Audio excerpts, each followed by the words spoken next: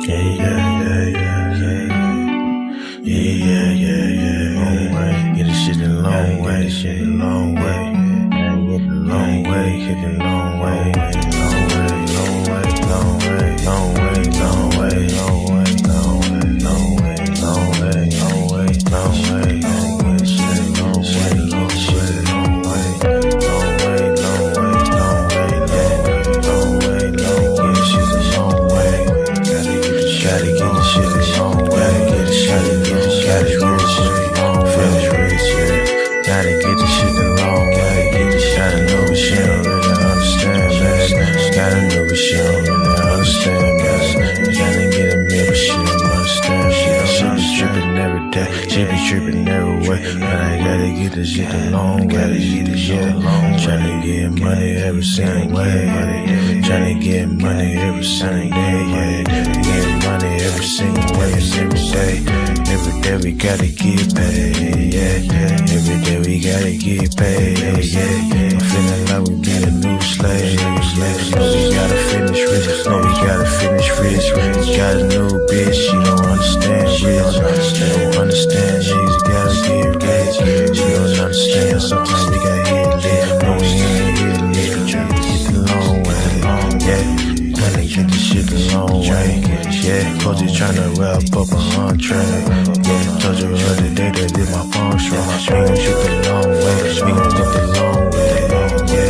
Yeah, get the shit the long way. My bitch be trippin' back and forth like a phone way. My name is Tari, I ain't playing games, so I'm done Tari. Yesterday she told me that she about to leave, said fuck it, bitch, we gon' get some money. Said fuck it, bitch, I'm about to get some money. So what I do today, I went and got some money, yeah. Cause we gon' get the shit the long way, we gon' get the long way, yeah. Back and forth like a pong way, yeah. Man, I'ma get the shit the long way, get the shit the long way. Just the only way today, because they go with shit's crazy. We gotta wear a mask, we the new slaves, and we be wearing this shit like every day. We be okay, we gon' be okay, they gon' be okay, they gon' be okay for me, yeah. So we gon' get this shit the long way, we gon' get this shit the long way, we gon' get this shit the long way, we gon' get this shit the long way, yeah, we get shit the long way, yeah, cause we gon' be okay, we gon' be okay, yeah, we gon' get the long way, yeah. Hey, what's up, everybody? Welcome to another edition of Savings Minus Debt. I am your host. What's up, Omanique, Layman, Andre? Hello. And I am the host and founder of SMD. I'm not SMD itself. SMD is a family of people that think like me. And what is that? I am here to share my gift. And my gift is that I understand that capitalism is psychological, split into two parts, positive and negative.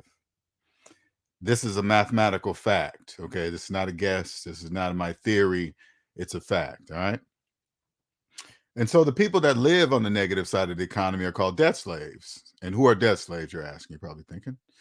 Well, debt slaves are people that believe they can own with absolutely no money of their own, believe they can buy houses with mortgages, buy cars with car loans, save gas on financial electric cars, save for retirement while having a mortgage older than the retirement, student loan debt older than the mortgage, stuff like that, saving for retirement while having a mortgage. Those are called debt slaves because they believe they can do things that are not mathematically true. All right. Now that was me. Okay. I was the best, but I was the best kind, one of the best kind, right? The college educated, six-figure earning debt slave that was triple my salary in debt with the mortgage, right? That was me. So what I didn't know is that there's people in debt, whatever tax bracket I was at, I was stuck there. There was no reducing it. You know why? Because when you're in debt, you cannot reduce your tax bracket, but debt slaves don't know that. That's another thing they don't know. So I didn't know until I got out of debt. Follow Dave Ramsey's plan. He said, take the calculator and these baby steps, get out of debt. That's what I did until I got to the part of Mr. Ramsey's plan where he says, hey, when you pay off everything but the mortgage, start putting away 15% into retirement. This is where the glitch in the debt matrix woke me up. Okay, I said, wait a minute, Dave. When I put my mortgage payment minus my mortgage balance in my calculator, I see a large negative number. The calculator says I don't have 15% of anything to put anywhere, so I can't do that. That's why I left Mr. Ramsey's plan, because I know that's business. That's part of his plan. Nothing's wrong with it. It's 100% legal. Dave Ramsey is my mentor. If it wasn't for him, I wouldn't even be talking to you guys on the mic right now, so you guys can understand that this is no diss to him or something to bring his name down. If it wasn't for him, I wouldn't even be talking to you. All right, I'm gonna just make sure you're aware of that. Okay. So I decided to go my own way. I decided to go ahead and follow the calculator all the way through, and then once I got to zero, I was like, wait a minute. According to the number chart, which they taught us all in elementary school, by the way, zero in the middle, green numbers on the right mean positive, red numbers on the left mean negative. They taught us this all in elementary school, okay? But I realized once I was on the other side of zero, I was actually on the positive side of the economy. Yes. I was like, wait a minute. I'm on the positive side. Yes. Where you follow the IRS laws and the taxes are your friend. Actually, taxes help you build wealth. You don't have to be scared of the IRS. You know why? Because you're following all the laws. There's nothing to be scared of when you're following all the laws. All you got to do is follow them, and then you guys will see why they're there. Until you understand that, you'll never know that. But I didn't know that until I got to the positive side. Now, then I turned around and looked back on the other side of zero, all the debt slaves, and I'm like, wait a minute, you mean economic classes? They only exist for that's a positive number. When you guys put yourself in debt slaves, this to the debt slaves. When you guys put yourself in economic class and say, hey, I'm in the middle class because I make this and this. I want you guys to understand something. They're talking about positive numbers in those classes, okay? You guys are not that. I didn't know that until I got out of debt. Then I said, wait a minute. I don't have no more stress either. Nope, no more stress. Debt. My debt was like 70, 80% of my stress problems until I paid it all off. And I'm like, wait a minute. Life is not expensive. No, not at all. Then the deeper I got, I'm like, wait a minute. You mean my credit report was really an owner's ledger? That's all the credit report is, people. An owner's ledger. It just keeps track of all the businesses that own you. And they reward you.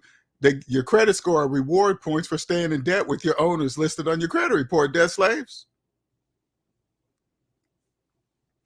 When you come to the positive side of the economy, you'll realize you cannot invest in retirement while having a mortgage. That's mathematically impossible. You can't do that.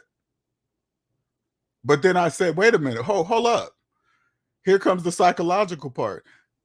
You guys don't know that. You guys don't know you don't own nothing, not even yourself. Your personal credit reports reflect that. Like when you log into your personal credit report, you see that large negative number in there? That's how much it costs to own the business of yourself inside of the United States of America. They're not hiding nothing.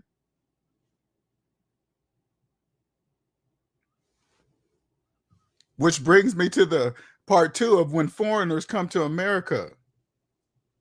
I want to do a little more clarification on that, because you probably think, well, LJ's probably talking about all foreigners come here and then they just take over and they be successful and all this other stuff. Let me clarify something.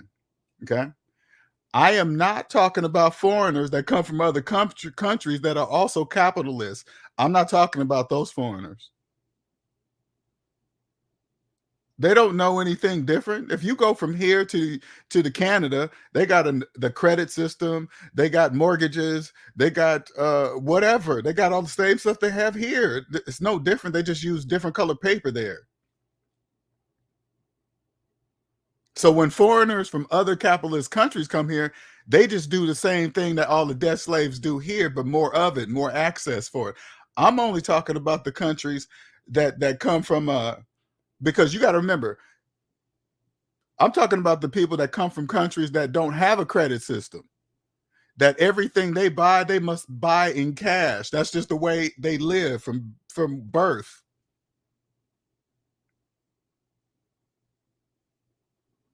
Because you got to remember, when they watch TV about America, everybody looks rich. You see the big houses and cars, and everybody's doing whatever they want to do. It's like, wow, man, everybody is rich over there.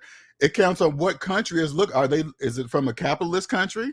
They're just going to experience the same thing. But if it's a country that has no credit system, they're going to be thinking the same thing. Other people in other countries outside the U.S. they're going to think, oh, everybody's rich in America. But the difference is this: when the people from the countries that don't have a credit system, they come here and then they find out how people are buying houses here, they're going to be like, wait a minute. You mean everything I saw on TV? You guys don't own none of that? They're going to be like, what? How is that possible? That's the first question I would have if I came from a country that didn't have a credit system. I'd be like, how in the hell are they buying houses without having any money? What's a bank? A central bank? What's that? So you walk into this place and you sign some papers, but then instead of buying a house in one day, it takes you 30 years of your life. Can you imagine the shock of a person coming from another country and you tell them how long it takes for these people to buy the houses that they've been watching them live in on TV? 30 years? They're going to be like, there is no way.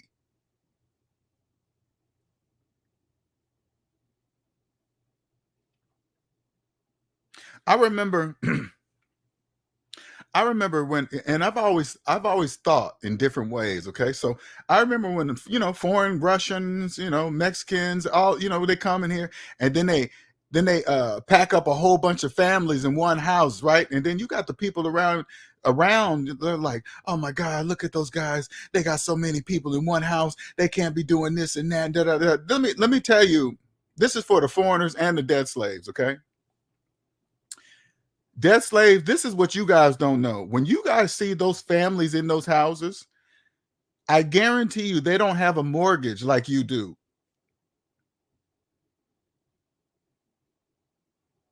They all work together, pool their money together, start one house, and then they expand, buy another house in cash, which is the only way to buy a house. Do you know how much money, you know how fast you can stack your money with no debt and not even a mortgage?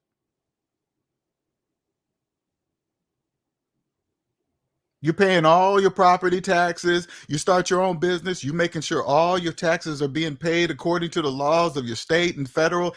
Everything flows.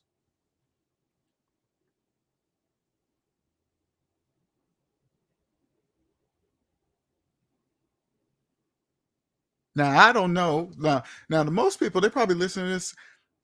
I bet you the people that have come here and understand that you don't finance things that go down in value. I bet you most of those people haven't even heard the way I've said it, and because they have to agree with me because it's mathematically true.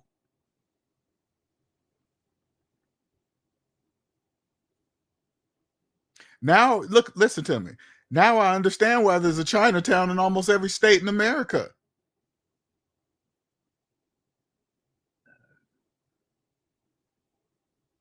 I understand now. To the Chinese, I understand. Now I get it. I get it. I totally get it now. Totally.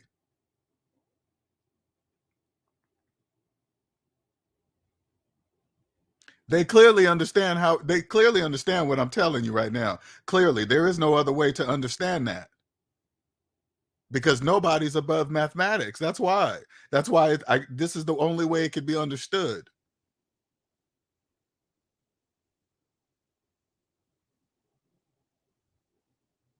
When they come here, they see you guys driving your fancy cars on TVs, and then they come here and they find out you're taking 8 years to pay them off. They're gonna be like, "What?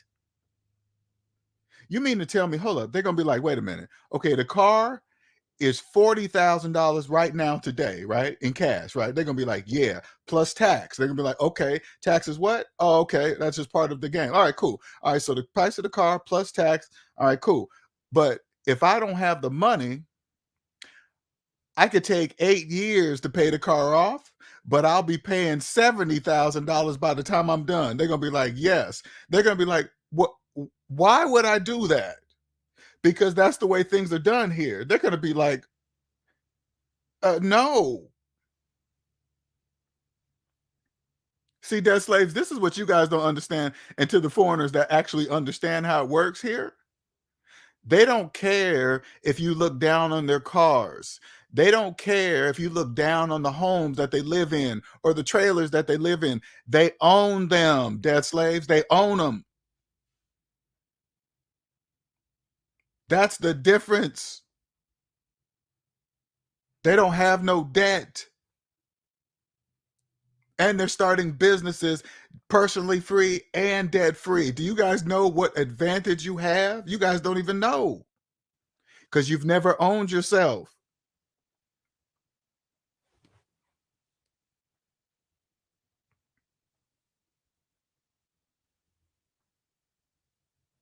The next time somebody starts talking to you about money, you better turn to them and say, are you making car payments? And you're trying to talk to me about finances? I'm not listening to you.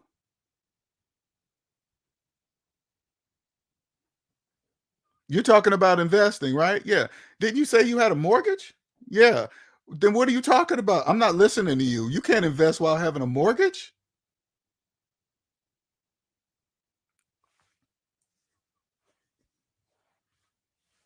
Do you guys know the people that come from other countries, the advantage they have with paid off houses?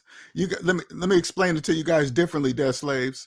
While you guys go through life believing that mortgage and rent is just part of your daily life, they understand that it's not. So what they do is eliminate it by paying cash or paying off their houses first.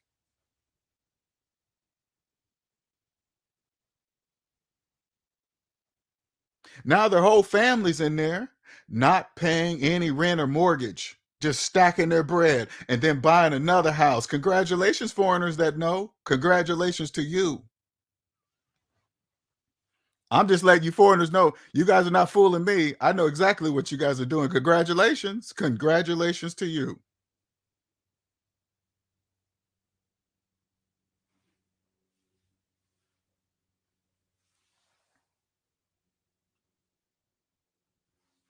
Luzon says, what do you think about manufactured homes? Do you see that as a valuable way to escape the debt trap? It counts on if you, it really the home itself really doesn't matter. All you got to do is this: do you have the money to buy it in cash? If you don't have the money to buy it in cash, the value of the home is irrelevant. Put it this way: I'm gonna say it another way. The value of a home is irrelevant to people with mortgages. People with mortgages, if you have a mortgage, that means you didn't have the money to buy it. So if you didn't have the money to buy it, how is it going to be valuable to you? You didn't even have the money to buy it. Do you understand the foreigners that understand that? They know that. So when they buy houses, they own them. All they do is pay taxes.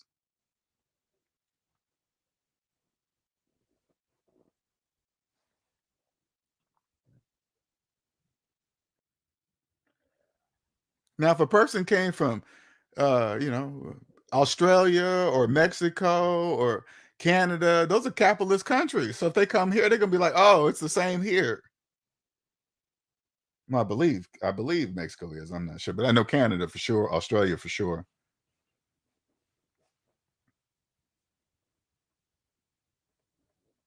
But I just picture myself, right? I picture being in one of those countries, watching America on TV with no credit system, just crossing my fingers. Man, I just need to get there, man. Look at all those rich people. Look at all those homes. You're just thinking in your mind, you're like, oh, they must make a lot of money. Look how big those homes are. They're worth like millions of dollars and hundreds of thousands. They must make a lot of money. And then they get here and find out how they're so-called buying them. Can, imagine telling a foreigner that it takes 30 years to buy one house. They would be perplexed. They'd be like, what? They'd be like, why in the world would I do that? Why? I got to go into where and sign how many papers? I got to sign all these papers to do what? To make payments on how I'd be like, they'd be like, well, how do I know if I'm going to be making that money in like 10 years or 15 years? You don't know. No. Then why would I do it then? That's just how we do it here. They'd be like, well, I might not even have this job in 10 years. What if I want to leave? You can't. You're tied to the house.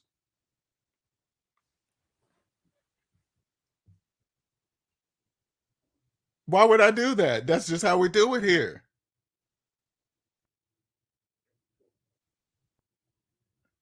And for the ones that know, all I'm telling you is make sure you're participating in the system positively. It'll be to your benefit. Because you could easily come over here and start making money and your successful business and all this other stuff and get caught up in people talking about, oh my God, taxes and this and that and da da da. That's easily to get caught up in. The one thing I want you to understand something, when you hear somebody talk like that, you probably shouldn't listen to them. You got to ask yourself, why are they getting so emotional when they talk about taxes? Why are they scared of IRS agents? Oh my God, they're hiring 87,000 new. Why are you scared about that? What's going on? People that follow the rules and laws, they don't care if they hire an extra 87,000 agents. Who do you think they're for? People not following the laws. That's pretty obvious to me. There's more of you than me, than us.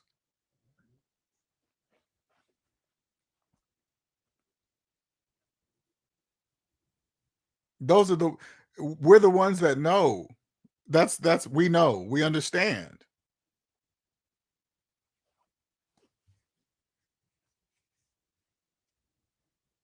Congratulations, foreigners. The ones that know came from no credit countries. You guys came over here and had an advantage and didn't even know it.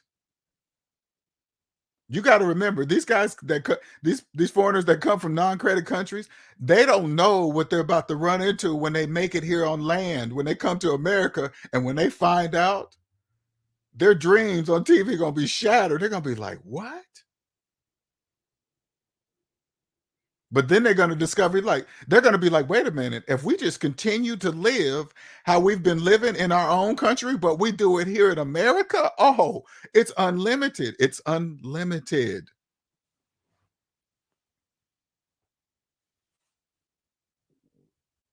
What's up, QJC? It's unlimited. And you just come here, participate positively, make sure you hire a professional tax person, business, whatever, reputable. Make sure they're reputable.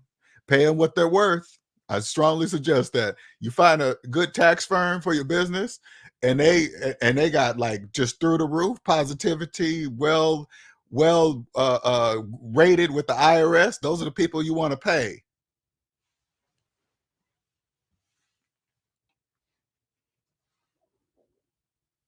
They're worth every penny.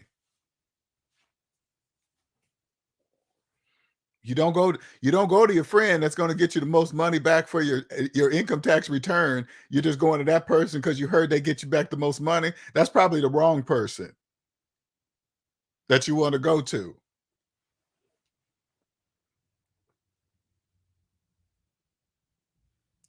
Probably, yeah, you should probably figure out why you so anxious to get back a large amount of money that you already earned anyway. They're not giving you nothing. You just gave them too much. They're just giving it back to you.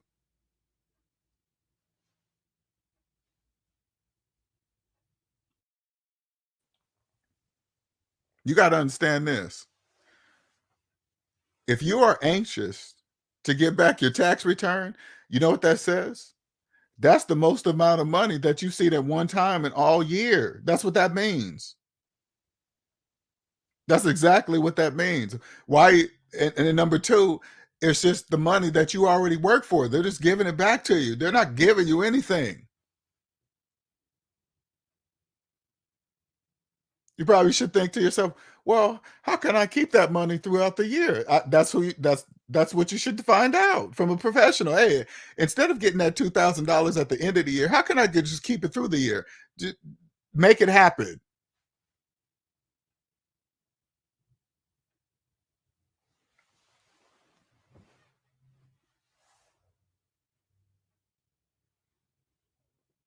Do you understand these foreigners are buying their own houses? Do you understand? No mortgages, people. That means everybody that lives there is living there rent free. So when they go get jobs and do whatever they need to do to bring money back to the house, guess what? It's all their money. They're not paying anybody anything but taxes.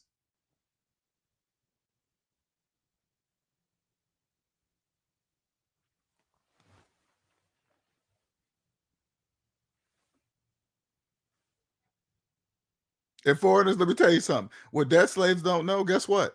Money doesn't exist for them at all. At all. They don't even know that, people. So everything you buy, people on the positive side, I'm not just going to say foreigners, everybody on the positive side, everything we buy with money. So the cost you see is the cost we pay. Debt slaves are in the negative, so everything they purchase is financed. They just don't know it. That's the psychological part. They don't know. So when we go buy $5 a gallon gas, we pay $5 a gallon. When they go buy $5 a gallon gas, it's the price of the gas plus the interest rate on the credit card that they're using to buy it. Spread out over years. You guys got to understand that. That's the price of gas. The price of that gas is is the price that is the price when they finally pay off the credit card at the end of the month. That's how much the gas price was them. But if they don't pay off the credit card at the end of the month, that goes off for years. You see the difference? That's the difference. So the prices you see that's for us. When you see a price of a sale price on a car lot, say like you say, oh, this car's on sale for 40,000. That's for people that have cash. That's not for the people financing it for 84 months.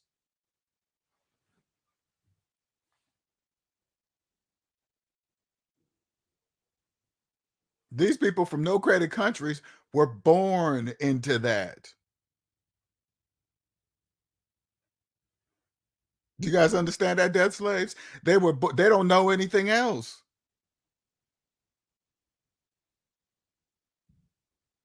When they come here with that same mentality,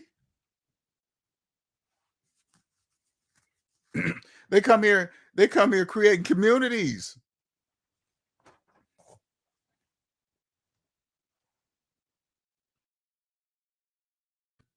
Like I said, I always thought differently. I was never like, oh my God, they're coming over here, taking over and doing this. You know, I used to think to myself, I used to say, how are they doing that? I've been here all my life and I've never seen a like a just like a predominantly just like positively black area, just like I just never have seen that. But then they come over here and create communities. The whole area, then they just particularly say, hey, that's the so and so area. It just naturally happens. That means I used to say to myself, that means they know something that I don't know. That's the only way to do that. Oh, the money recycles in the community about 5 to 7 times before it exit. Huh. Interesting. What is that? You hear about it, but when you're a debt slave, you don't really understand what that means. What do you mean you keep the money inside the community before it actually exit out to the rest of the system?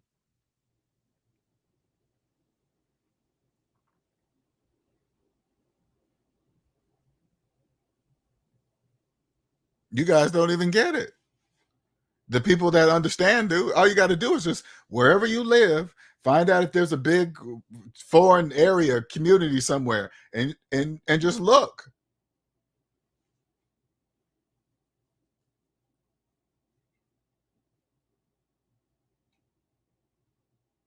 Stop thinking everybody's getting breaks. Maybe they are. Who knows? It doesn't. And listen, whatever the rules are, you guys got to understand something, okay? Whatever the rules and the laws are, and you don't like them, that's too bad.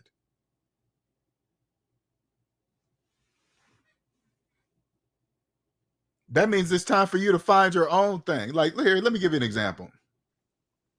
This gentrification, okay? I'm gonna give you a view that you guys cannot see. The banks own 99% of everything you see. They already know who's paying their mortgage, who can't keep up, who's financed 3 or 4 or 5 times. They already know.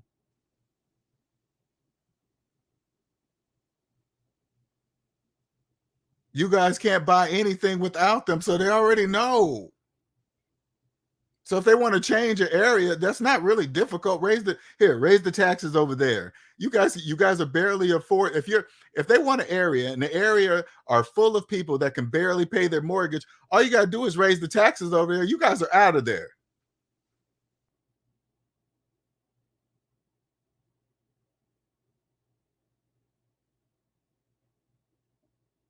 It's not really difficult to change a neighborhood. It's not.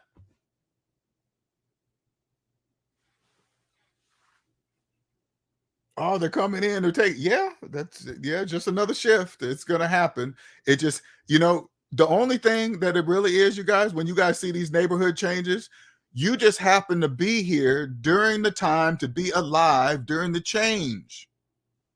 100 years from now, it's just going to have been that way their entire life. That neighborhood that was once all black or whatever, blah blah blah, and now it's been changed. Guess what? 100 years from now, everybody's just going to be raised are going to know that it's been a white neighborhood.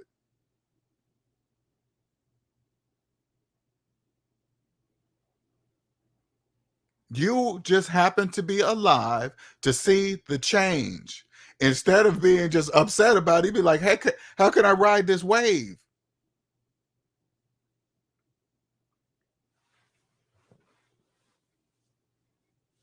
Foreigners come here, they ain't got no ties to no. You notice when the foreigners come here, they will go anywhere. They have no ties to neighborhoods. They'll come and move into a bad neighborhood.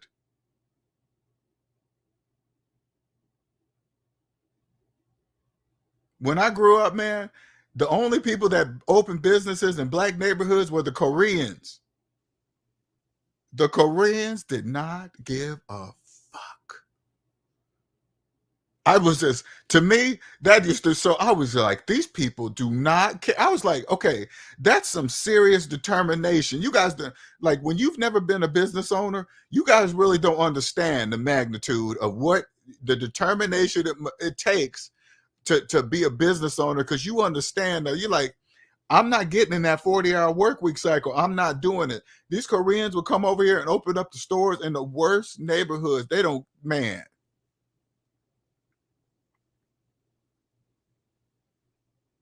I used to say to myself, why would they do that? Why would why would they take those kind of chances? Why would they do that?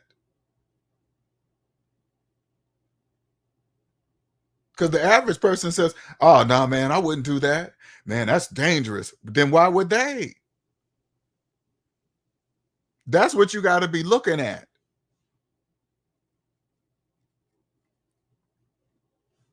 Now that I'm on the positive side and have broke the 40-hour work week program, that most of these foreigners had never came over and done. They came over here and started businesses right away. They don't even know what that's like. They probably saw it and they was like, hell no, nah. You mean to tell me if I create a bit, okay, hold up. They're paying how much per hour and I got to work how many hours? But if I open my own business, I have unlimited possibilities. That's what they're going for.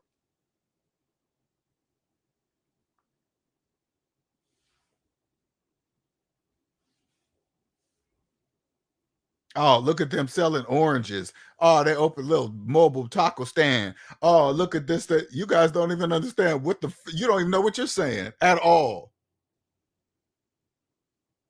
Working through lunch, barely getting a 15-minute break. Everybody's sweating sweatshops, and it's like this. The people put it this way. People always talk about Amazon, right?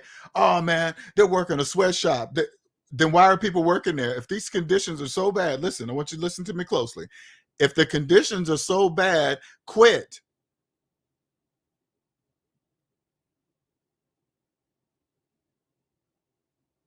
A union is not going to save you.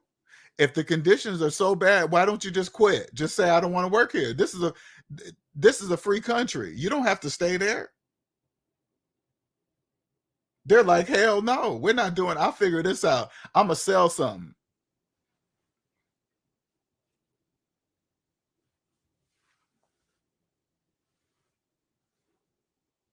Oh, hey, listen, Gabriel, I'm sure all of that counts. Taxes, they probably got to listen. They probably came here. They said to the state, hey, man, we will open a business right here because anything that generates taxes, the city's going to be for. Of course, they're going to accept that. And they say, the city probably said, man, if you do a store here, we'll give you some unbelievable tax breaks. They probably did. You guys, because when you guys are just 40-hour work week people, you guys don't really understand that the real money is in tax savings. When you're not paying the same amount of taxes that everybody else in the city's paying, that means you're saving money. That's what that means.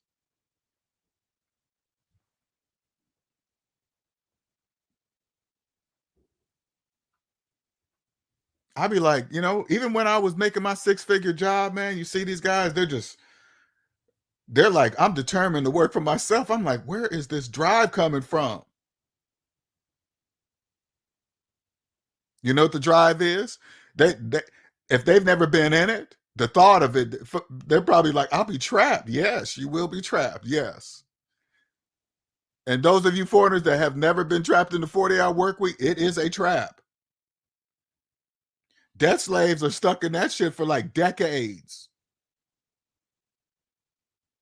They all believe retirement is an age. All of them do. They think it's 65. What year is it? They Google. Listen, foreigners, they Google it. Hey, what age is retirement? What do you mean? What age is retirement? What are you Googling? It should be in your brain.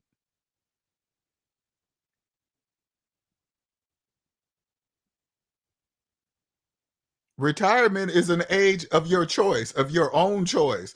No, Google can't tell you that. Who told you Google tells you that? Your friends? That Google retirement age? Yes, foreigners, they do. They believe retirement is an age. Don't you guys, when you guys, especially you young people, when you guys sit down for a job and you're filling out all the new employee paperwork and they get to the retirement part, they're like, hey, yeah, you start contributing here. And by the time you're 65, you get, I know that little thing goes through your head and say, I don't plan on being here that long. I know. So why are they talking to you about it? I don't know. Just maybe that's just part of the plan. I don't know. You're like, wait a minute, I don't plan on it. Here you are getting a job at 20 and they're talking about retirement plans. You're like, wait a minute, I'm only 20. Exactly. Why are they talking to you about it? Who knows? Hey, you better get started now because you have to have X amount by the time you're 60, by the time you're 30, you should have who said who? Who said that? Anybody that says that to you, you gotta say, hey, who is saying that? Is it hey, listen, is it people that are making car payments? Is it people that believe they own equity in a mortgage house? Is it people that have student loan debt older than their mortgage? Is it those people? You better not listen to those people because they don't know what they're talking about. You can't do anything that they're saying. Those are the people that believe retirement is an age. That's those people. People that believe it takes 30 years to pay off one house. Those are called debt slaves. The psychological part is this: they don't know that they're debt slave. They're all part of the system. That's how it works. All you got to do is come to the positive side and you borrow money from the bank and you sell houses to debt slaves and you pay everybody their part, and that's how it works.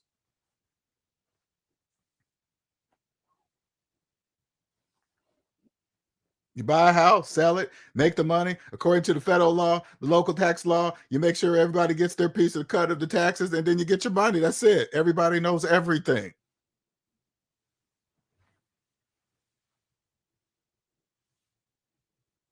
Don't be making up shit to write off, pretend it's this and it's not really that, and it's really personal. Over here on the positive side, you don't do stuff like that, okay? That's not part of the game. You don't do that.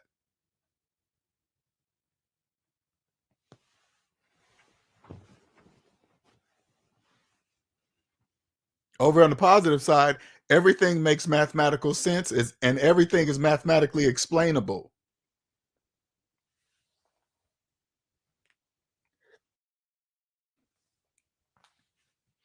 What's up, Nick? Foreigners here in South Carolina, it's nothing to see 5 to 10 family members living in one house and pay the mortgage down within 3 to 5 years. Yep, that's if they even have a mortgage. Exactly. If they have, even if they came here and got a mortgage, they're not having that mortgage long at all.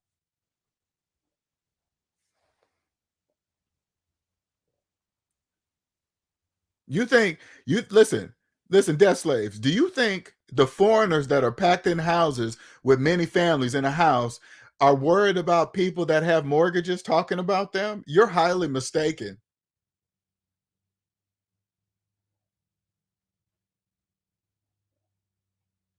They know a paid off mortgage is everything. That's everything. Listen, they come over here and immediately remove the largest monthly expense for everybody. Like 99% of people in America, they come here and remove it within 3 to 5 years. Remove it. Families come in, can stay in the house, get a job, all their money goes to the next house and the next house and the next property and the next car paid in cash and so on and so on. While you guys are making car payments, like, oh my God, look at them. They're driving a 10-year-old car. You guys don't know it's a 10-year-old paid off car. They're slaves.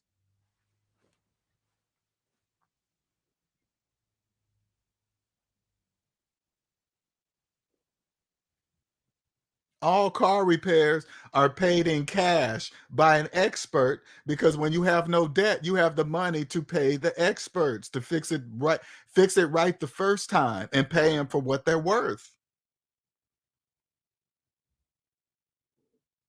It's like when you guys have a Mercedes, but then you go like, "Oh man, when you take it to Mercedes, man, that shit is so expensive." Yes, but when you take it there, do you have any doubts that it's not going to be done right? Do you have any doubts?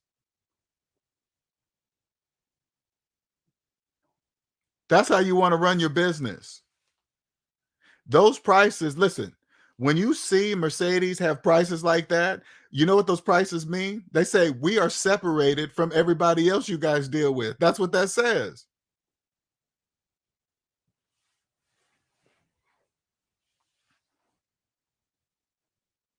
High prices keep out the people that they don't want.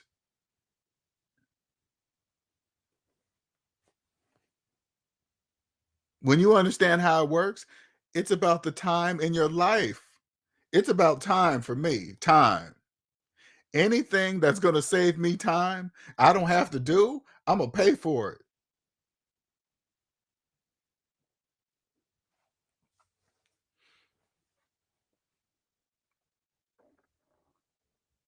I'm going to pay for it. Oh man, you save a couple dollars here by doing what? Oh no, no, thank you. Nope. Thank you, Omanike. All the foreigners have that all the foreigners that have come here in Miami that I have known in my life says the 40-hour work week is like checking in a prison. They rather take risks in small business for sure. See, people that are here in the 40-hour work week, they don't understand what that means because they're in it. I want the foreigners that said what Gabriel says right here. That's exactly what you guys think in your mind. This is what I want you guys to understand this because I was in it. This is the only reason why I can explain it to you. I was in it. The 40-hour work week, Monday through Friday, 40 hours mandatory. Anything over 40 is overtime, mandatory time and a half, Saturday and Sundays, all that program. I was part of that. I broke it, and now I realized I didn't know it was a program until I got out of it. Now I'm free. Now I understand what you guys mean. Now I totally understand. That sounds like prison to me. That really does. Hey, that's your manager. He tells you when to go on your break, and you can take this, and you got to ask for that, and send in a slip for your take off the 4th of July, and maybe hopefully you'll get off the Friday, like your daddy or something. I'm like, no, I'm not doing any of that. Oh, this person has seniority, so they get off the good days. No, when you own yourself, you take off any day you wish at any time you wish.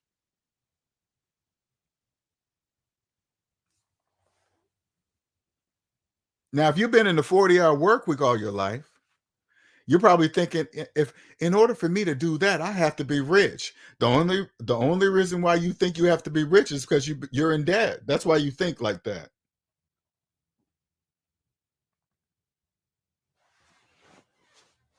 When these foreigners come over here and start businesses, they don't have the pressure when they're starting up the business. This is the difference between you guys and them.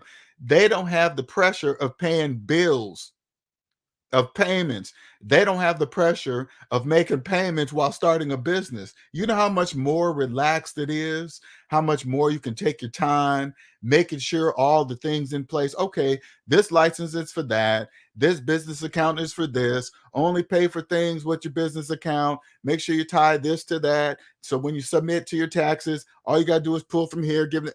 When everything just makes mathematical sense, everything's set up right, everything runs smooth.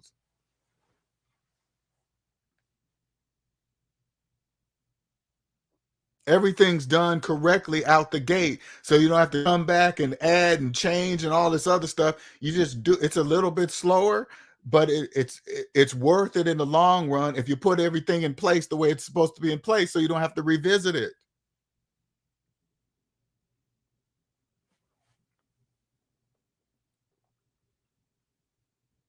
If you can't afford repairs, you can't afford the car. It really is that simple.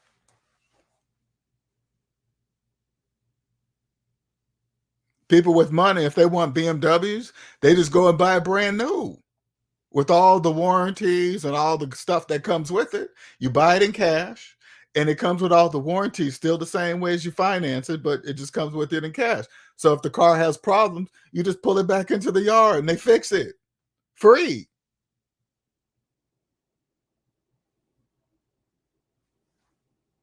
But here's the difference between them and you. You guys are financing BMWs. They're paying them in cash. So that means you're financing warranties. You're financing taxes. So you see, that's why you can't afford the car.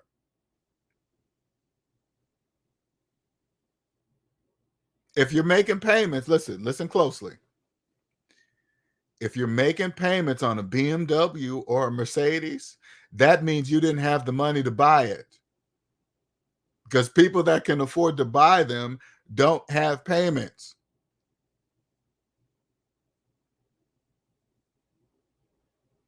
Payments mean you didn't have the money to buy. Foreigners know that, people. Do you guys understand that? That's why they're driving around in these cars with no payments. Listen, no mortgage payments, no credit card payments, no car payments. No, listen, no cell phone payments. They don't finance. Listen, foreigners don't finance cell phones. Go up to, hey, listen, go up to one of your friends, That maybe you got a foreign friend that came from a country with no credit, and ask them, would they finance a phone? Go ask them, see what they say. And listen, I want you to make sure you look at their face closely when you say it too. Hey man, would you finance a brand new phone? Would you finance an iPhone? I want you to look at their face.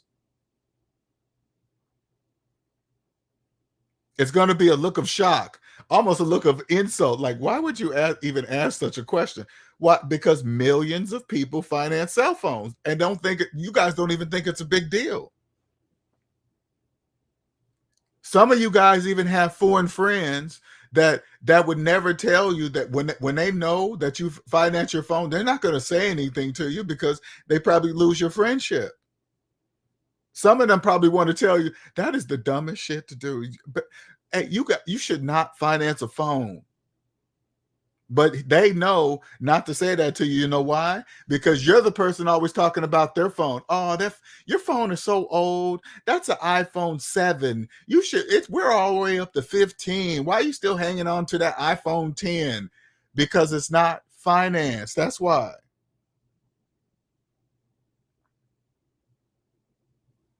I'm gonna tell you that right now. If you guys got a group of friends, right? And one of your friends has an old cell phone that keeps hanging on to it, don't want to get rid of it. That's the person you should be paying attention to. They know something that you don't know.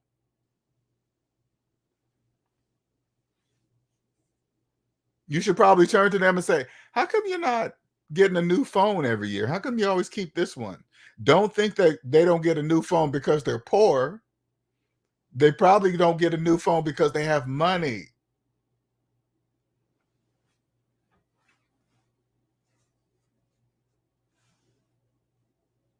Now, debt slaves, I know you guys don't understand this, so I'm going to give you an example. Say like a brand new iPhone, top of the line with taxes and everything, and a brand new case. It all came up to $1,700 cash, okay? And I said to you, I will give you $1,700 in cash for you to go buy the iPhone that you was just about to finance. But I'll say, but you can make the choice of how you want to do it. Maybe you want to change your mind and not do it and do it a different way. But I'll let you do it. 9 times out of 10, you know what you guys are going to do? Still finance the iPhone. Say, oh, I'll take this money and invest it another way and flip it and flop it and do all this other stuff like you guys always talk about doing.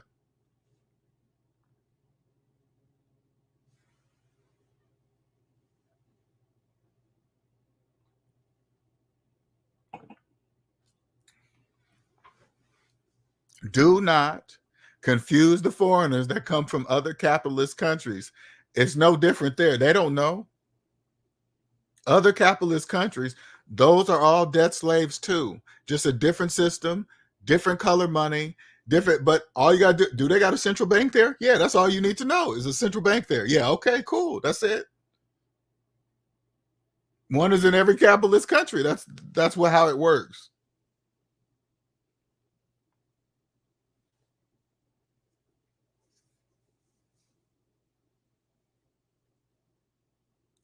Maybe there are some foreigners from non-credit countries that do know exactly what's going to happen when they come here. Maybe they already know.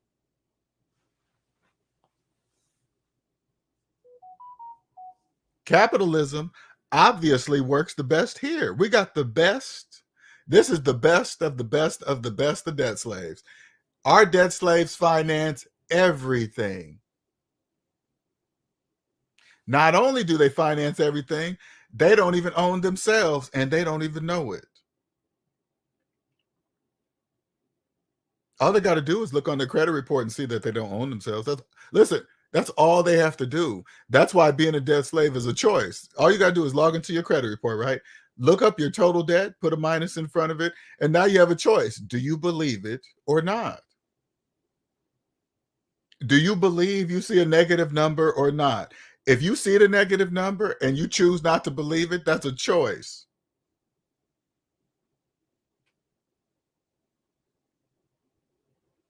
If you believe you can own a house while having a student loan debt older than the mortgage on the house, That's a choice.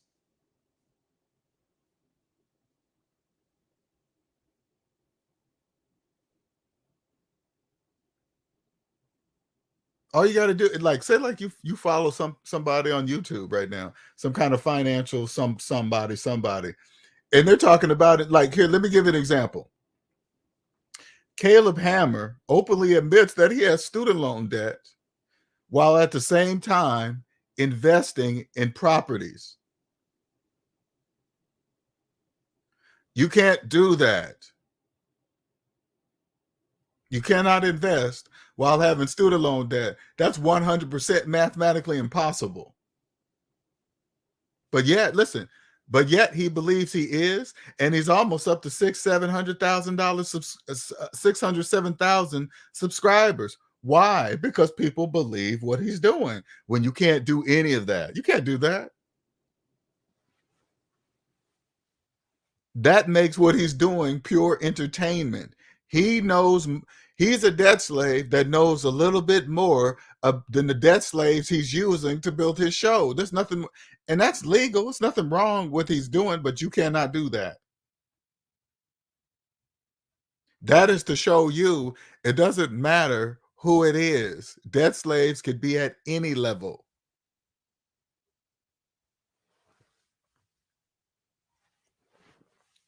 When you see people with fancy YouTube channels and cameras and their videos, half of those guys have put that stuff on a credit card. Do you guys understand that? Those people are financing electronics.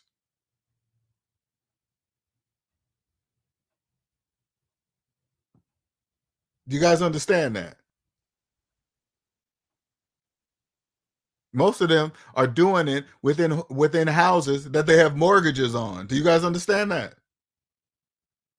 What does that mean? That means they own nothing, not even the channel that they're running. Do you guys understand that? They're just legally responsible for it.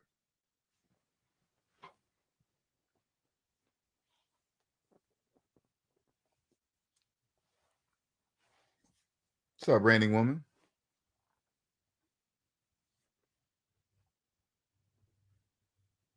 I'm telling you now, I know you can't understand it, but now when I think about a Chinatown and dang near every state in America, I'm like, that means they understand. That's what that means.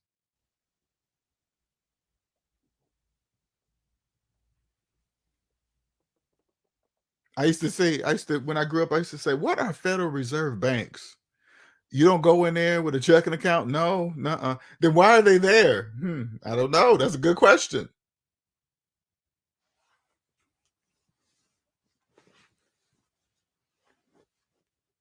Best property on the best real estate. Always listen. Always on the best piece of real estate in the city.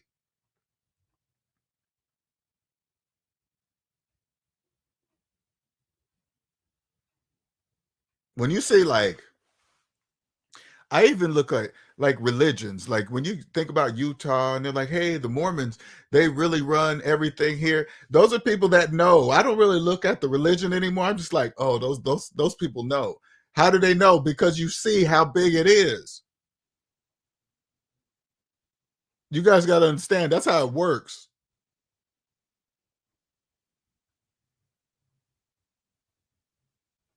Guarantee you, the majority of their stuff is owned.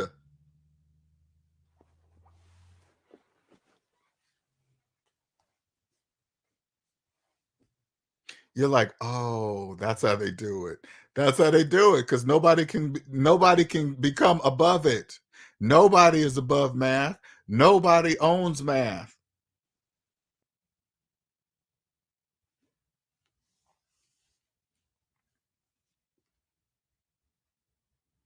That's the gift. That's the gift, that understanding when you come over here to the SMD family. That's it. Once you come here, there's no going back.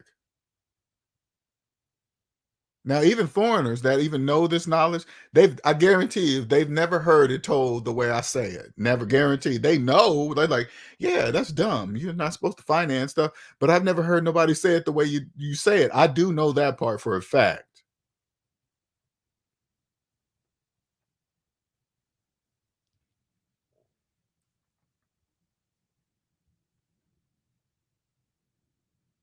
There is no stress. When you have no debt, there is no stress.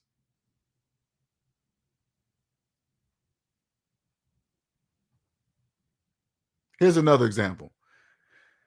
There are SMD family members that are debt free, but they have jobs. Number one, they know that their jobs are strictly tools, period. There is no working free through lunch, working free through breaks, taking calls after hours and answering emails. None of that happens because that's giving away your time for free. When you guys are working after hours, answering emails, open laptop, texts, your job emails tied to your personal phone, you're doing all that work for free. That's absolute, they're not paying you for that. SMD family members don't do that. They know the majority of the people they work with are debt slaves. Those are not your friends. Those are people that are there because they have to be there. Those are the people that you see not begging for overtime. You ever see you there's probably a worker or two there that when it's time to bid on the overtime or do something you have to do to get it, there's always one or two people in the back that are not interested. You probably should look in the back and see who are the people that are not interested. Why are they not interested in overtime when 99% of the people are? You gotta ask those questions. They're usually sitting by themselves at lunch, not even bothered by they're not probably not watching TV. They probably got their headphones in, and they probably look like they're absolutely content with being there by themselves, eating lunch by themselves. You probably should go talk to them, saying, "Hey, why are you not over here begging like a peasant for overtime? Hey, I want to be here. I want to be at my job rather than work and my family and live in the house that I'm paying a mortgage on. I'd rather be here." Really?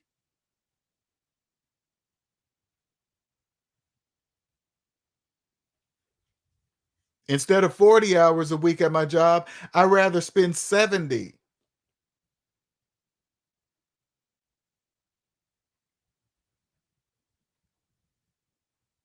And you got a family and wonder about divorce and all. Hey, listen,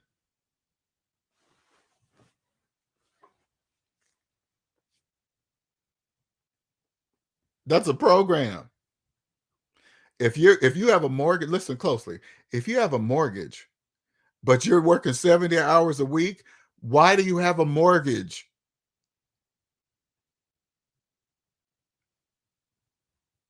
Does that even make sense?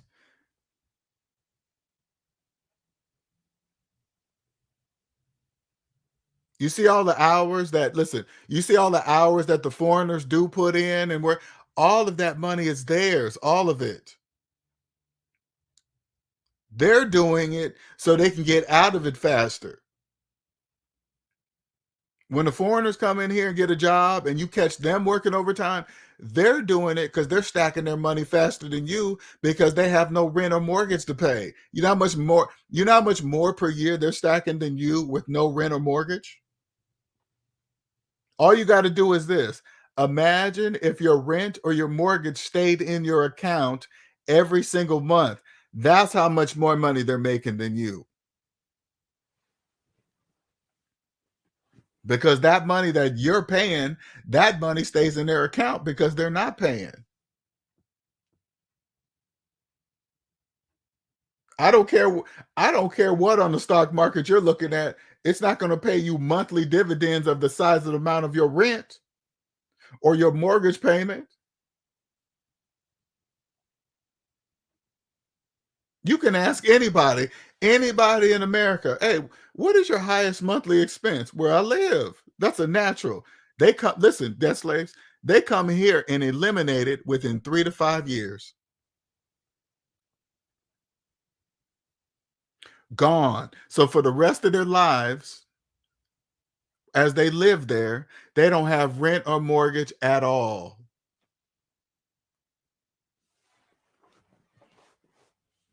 Oh, look at that old house they live in and this and that. But and meanwhile, while you have to have a job to keep the one you're in. If they lost their job, it's not a big deal. They just go find another job. And when you don't have no rent or mortgage, guess what? You're not even in a rush to find another job. They don't have to take any, listen, you don't have to take what you have to get because debt slaves, you're in debt. So when you lose a job, you have to hurry up and find one. So guess what? That means you have to take what you can get.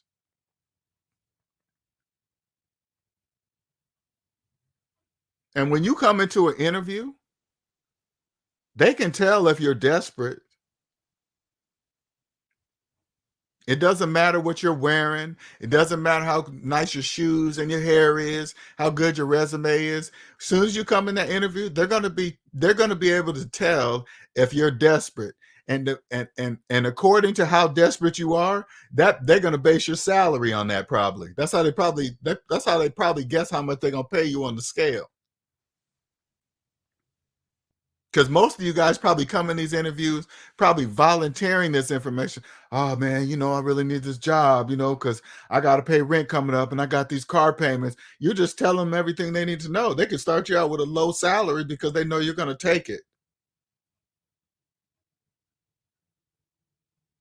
But when you have no debt and you come in for a job, they also know that you don't need the job because of how you're going to act inside the interview.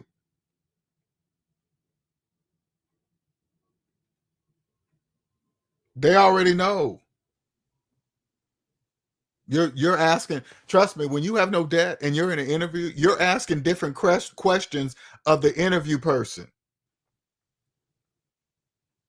You put it this way. This is for the IT people, okay? I want you guys to understand the difference. The IT professionals, I want you guys to hear this. Because this shit happens all the time. It happened all the time in my career. I'm going to get a job. I'm supposed to be there at a particular time to get interviewed, and the person that's supposed to interview me is late.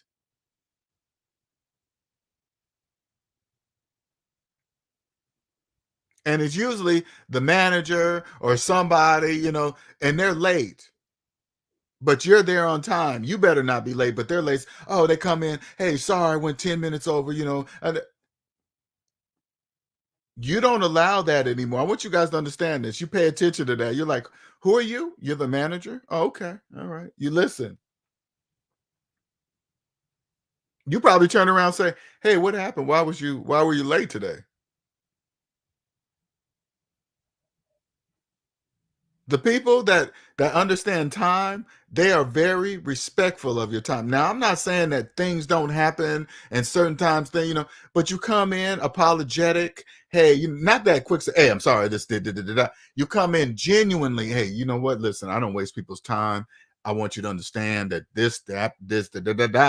And you just say it accordingly. You don't come in. Hey, sorry, it just happened. All right, now let's get down to business. Oh, you're one of those people that think you can do that because you're higher up on the chain. Absolutely not.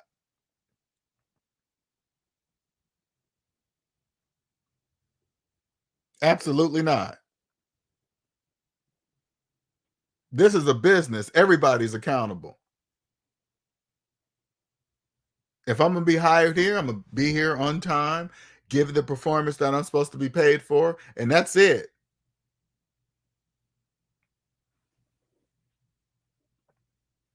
Then it says 401k is just a mind trick. The number on the screen is not your balance. That's just your after tax money plus a hardly earned raise at 60 or whatever. Hopefully you make it there. When you come to the positive side, you understand what a 401k really is when you have money. It's a tax saver. That's the government's way of saying, hey, if you put your money in here, we'll let you save some money on taxes. That's what the purpose of it for. No, so put it this way. They said like this. If you give us whatever the max is, if you give us $21,000 and put it in the 401k, not only will you can put your money to a plan that's going to earn some interest, we'll take that same $21,000 off of your annual income. That's like double dipping. Hell yeah, take that shit.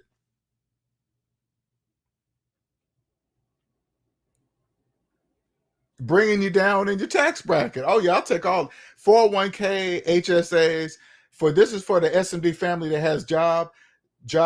Those are practices. Okay, use HSA, the 401k as practice. Like, put it this way: say like you have an HSA, right?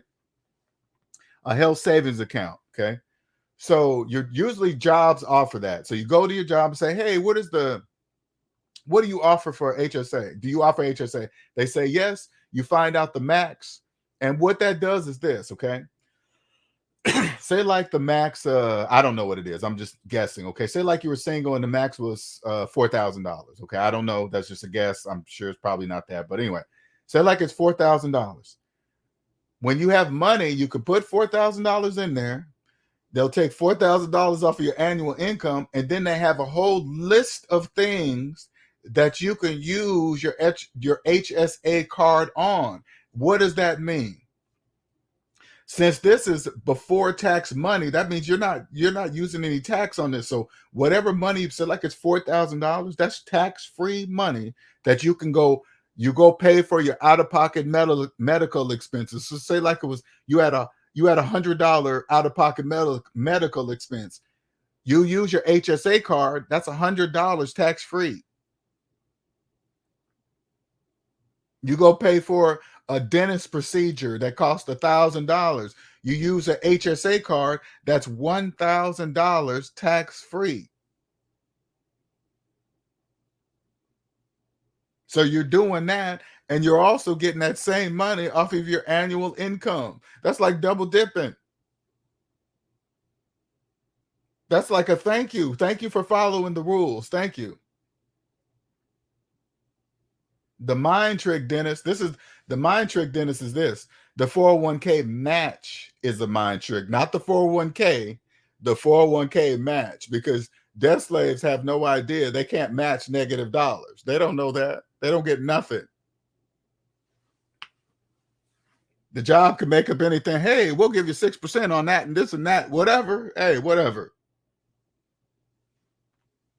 Am I saying the job doesn't get? No, I'm saying that the job gives it to the people that have positive 401ks, okay?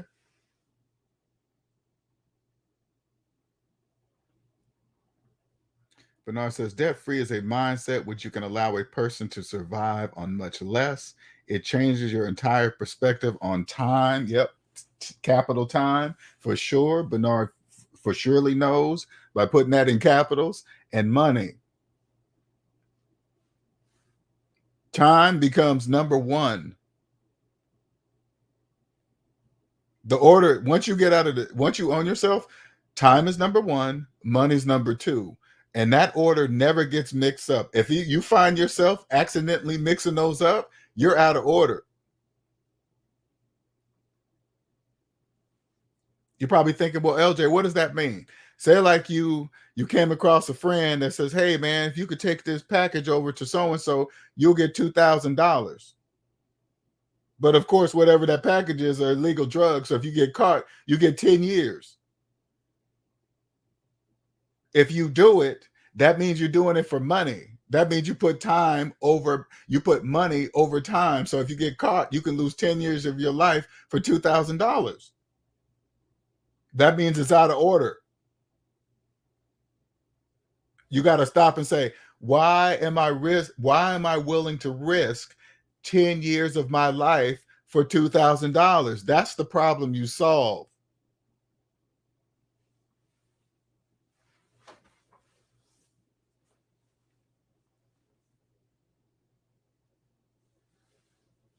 When you're young, you don't really understand that. That's the crazy part about it. When you're young, you think you got plenty of time, like you're guaranteed an age. It's crazy.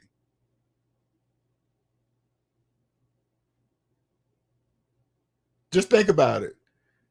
Every young person that sees an old person, they think they're going to be old one day too. Do you understand that? The young people will look at an old person and believe in their mind that one day they're going to be old, but that's a long ways from now. They're totally looking at it all wrong. They're looking let me tell you something, young people. When you look at an old person, 80s, 70s, 80s, 90s, you're looking at a person that survived their generation. That's what you're looking at. You're not looking at just any old person. You're looking at a person that survived their generation, that got through, you know, hard times, storms, bad marriages, fight, who knows, the disease, whatever. They made it. They're here. And you're, listen, young person, you're looking at them.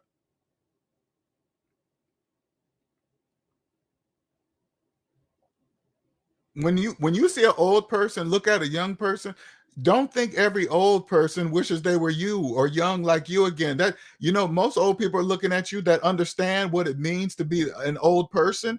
They're looking at you like good luck. If you're in your 20s and you're looking at an 80-year-old person that, put it this way, that looks like they're happy, enjoying life, they don't care if you call them old or you think they're old. They're looking at you like good luck getting here in one piece with your mind and body, like the one you're looking at today, right now. If you're looking at a happy 80-year-old person that's genuinely happy, not faking it, they are. You can feel it from their energy. They're looking at you like good luck.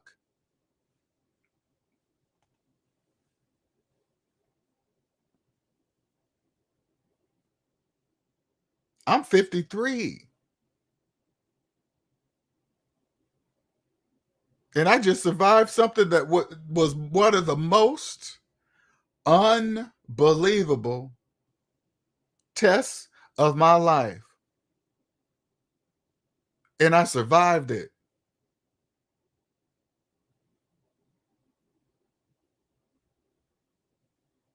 You know how many people don't even, here, young people, as you get older, you're going to see some of your friends drop off and change and go this way and go different directions. And they're all spreading out in life. Some are going to start passing at a young age. Oh my God, they died at a young age. And then one day you're going to die. You're going to get older and realize how young they did die. That means they didn't make it like the 80-year-old person that you're looking at, the 90-year-old person, the 100-year-old person.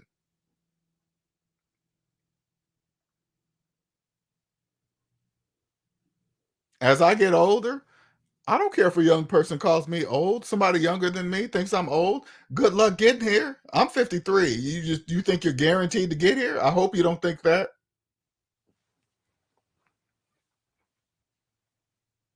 Sometimes I'll hear people say, "Oh man, your belly gets bigger as you get older if things stop working." No, that's a choice too. You don't have to do that. Doesn't automatically happen. You can prevent that.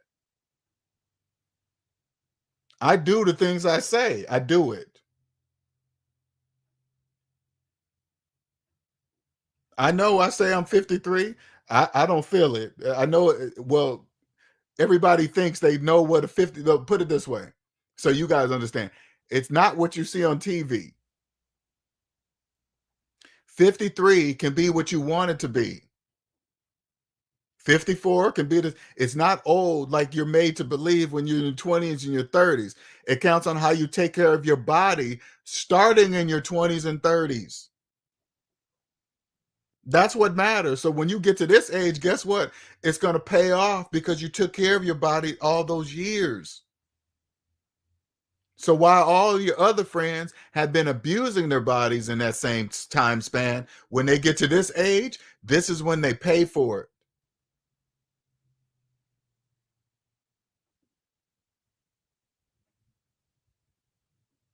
When you make it to the other side, this is what you realize. Your body is your spacesuit for Earth. You can't get around anywhere without this body. See, I don't think people are told like that. This is your body. Your body is your spacesuit for Earth. You can't do anything without it.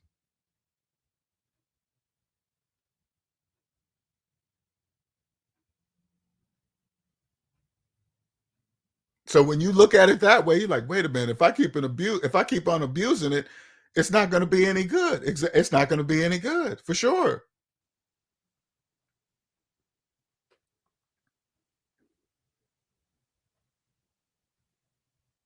Men get as I get older, it's so funny. Women will be like, "Oh, I heard men your age have erectile dysfunction." It's like, not me. I don't know about them, but that's not everybody. It's probably the men that didn't take care of their bodies as they were younger, growing older. They just didn't care. For the young men, I hope you're listening to me. You better not follow your friends drinking all the time, drinking hard alcohol, think that's what you're supposed to do. All you got to do is just say, no, I don't do that. Sorry. Oh, you don't know this drink and that drink and this drink cost it. No, I don't, because I don't drink.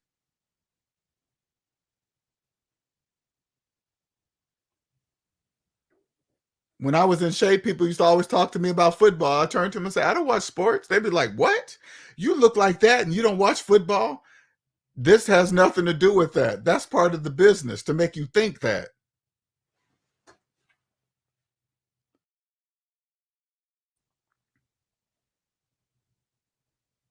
When I look at like the NFL, the only thing I look at is how much are the owners making and how do they do it? Have you guys noticed NFL owners, families, you notice they don't play football? Have you guys noticed that?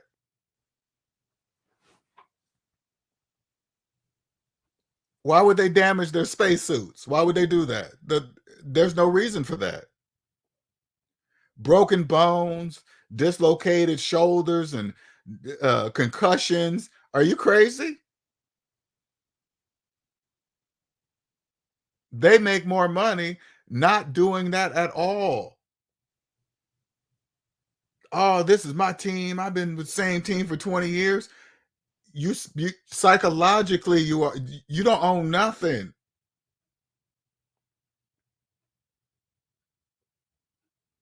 When I see people the way they are over sports, I don't talk to those people. Those people are probably the ones with mortgages, car payments, finance and season tickets, all that other stuff. Buying overpriced food at stadiums, all that crazy nonsense, financing it all too on credit cards and paying it for 10 years. You know what the foreigners are doing? They're setting up businesses outside of the arenas to get you guys money. That's what you do. Whatever. As soon as you guys come out the stadium from spending all your money inside of the stadium buying overpriced crap, you guys come outside the stadium and buy even more. Excuse me, buy more going in and then buy some more going out. Parking, crazy amount of parking to park your car. Man, it's like fishing in a barrel. And of course, if you're a business owner and you want to sell that close to a stadium, you are going to have to pay for the privilege of being there. That is just business.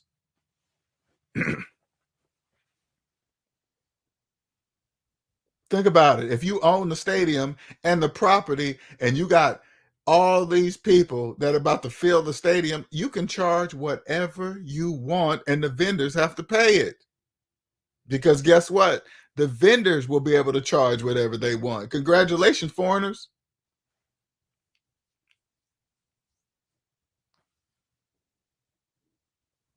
All these guys going into box suites and tickets on the ground, all financed. Oh my God, look, they're way down there. They're down there on the field. You don't know how those people got those tickets? Just because they have floor seats doesn't mean that they're rich. That just means they paid for floor seats.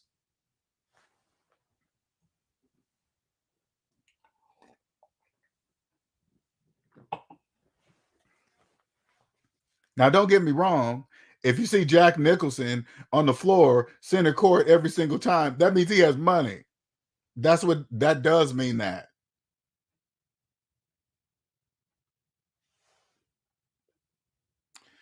I'm gonna send a link out here just in case you guys have anything to talk about this. I like this foreign thing because I want hopefully there's some foreigners that have come from other countries that from non-credit countries will listen to this video and want to talk to me because I would love to hear their perspective of when they came to this country and figured out that all these millions of people that they seen on TV don't own shit, nothing.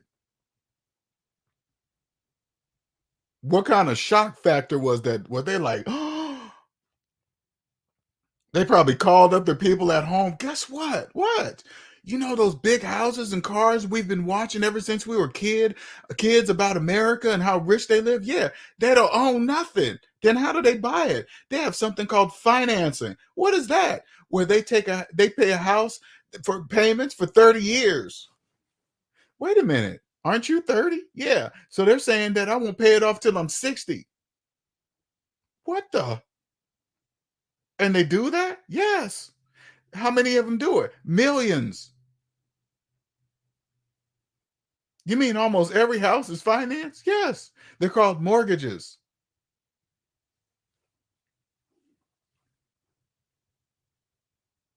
That's why you always hear most of the foreigners that come here and they're like, they make a lot of money and then they send it back. Guess why? Because they're doing it because they have no debt and no rent and no mortgage. So you guys don't understand how fast their money stacks. That's why they're able to send so much money home. Because they're not giving it away on payments.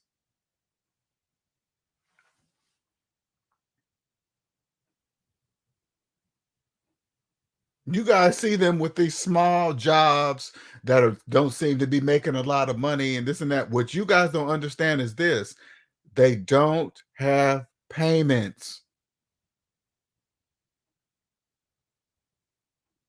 So yes, they might have a job that makes less than you, but guess what? They get to keep almost all of their money. You guys' money is all, listen, if you have payments, the money you haven't even made yet is promised to the bank already, to your mortgage payment, to your car payment, to your phone payment, to your credit card payments. Money that you haven't even made yet is already promised to somebody else. When they make money, the only person's promised to is themselves. Do you guys get it? Do you debt slaves? Do you guys understand that now?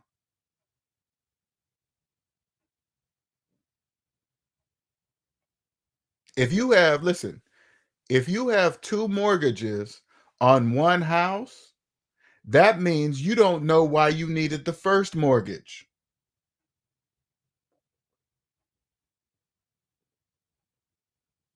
Foreigners, debt slaves talk about having two mortgages on one house like it's absolutely nothing, like it means absolute, like it's normal. It's only normal to people that believe it's normal to have two mortgages on one house. You're not even supposed to have one.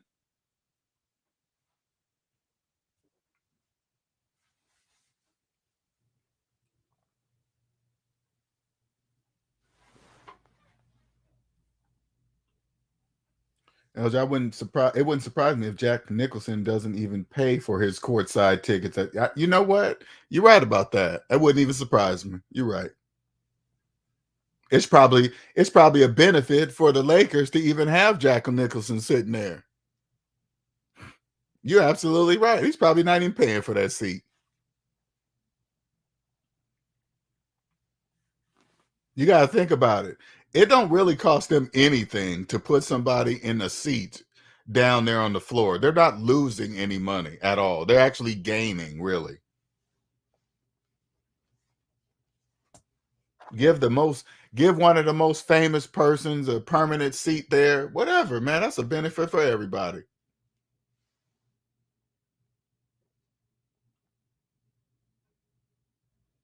Thank you, Omanike.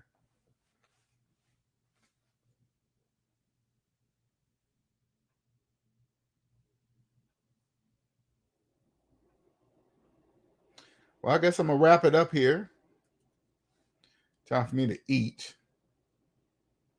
If there are no questions, Be on the lookout for my new channel, 6 Cents on YouTube. Link is in the description of the video. SavingsMinusDebt@gmail.com is my email address if you want a consultation. If you enjoyed the show, hit that like button. Like I said, if you're a foreigner from another country that didn't have a credit system, I would love to talk to you. It'd be an awesome discussion. Don't forget to hit the subscribe button. Appreciate you.